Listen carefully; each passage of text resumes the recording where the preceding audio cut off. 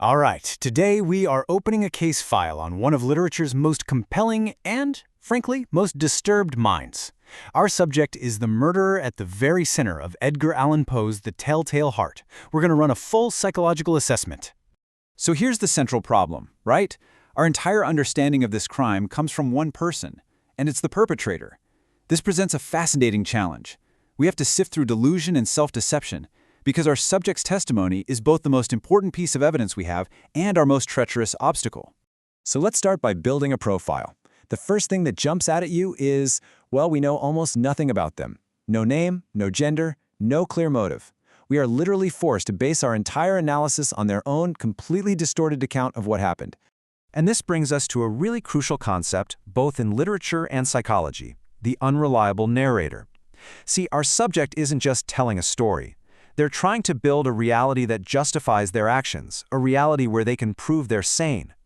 Our job is to pick apart that reality and find the truth buried under all those delusions. The case file is just full of red flags from the get-go. The fact that we don't know who they are suggests a really fractured sense of self. Then you have this passionate, yet ice-cold disposition towards murder, combined with this desperate need to convince us and themselves that they're sane. It all paints a picture of some profound psychological disturbance. Okay, so let's dig into the central driver of the crime, the obsession.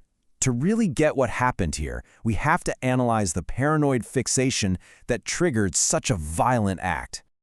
And here we see this extreme split in our subject's behavior. By day, they're polite, almost friendly. But at night, this dark, obsessive ritual just completely takes over. This stark contrast between the public facade and the private compulsion, that's a classic indicator of a deeply fractured mind.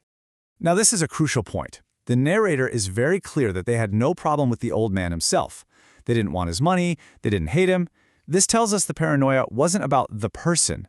It was projected entirely onto a single feature, that vulture eye. The eye becomes a symbol for everything the narrator fears and despises. Most likely, things within themselves. So let's turn to the victim for a moment. To really understand the narrator's delusion, we need to get a handle on the role the old man played within it. So who exactly was he?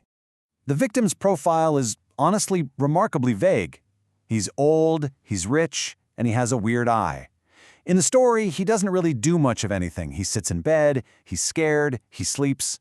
He's less of a person and more of a blank screen for the narrator to project all their issues onto. This dynamic just lays it all out, doesn't it?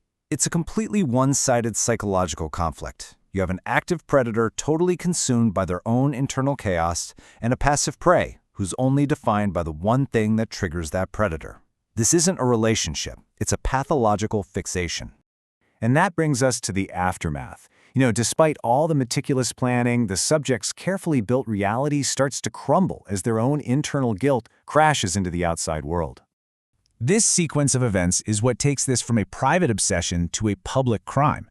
That neighbor's call brings the real world crashing in. And the arrival of the police, it creates this pressure cooker environment that the subject's fragile psyche just cannot withstand. So, in the end, that carefully maintained composure just shatters. The psychological weight of what they've done becomes unbearable. Guilt isn't just some internal feeling anymore. It actually becomes a physical, external force, a sound, a heartbeat.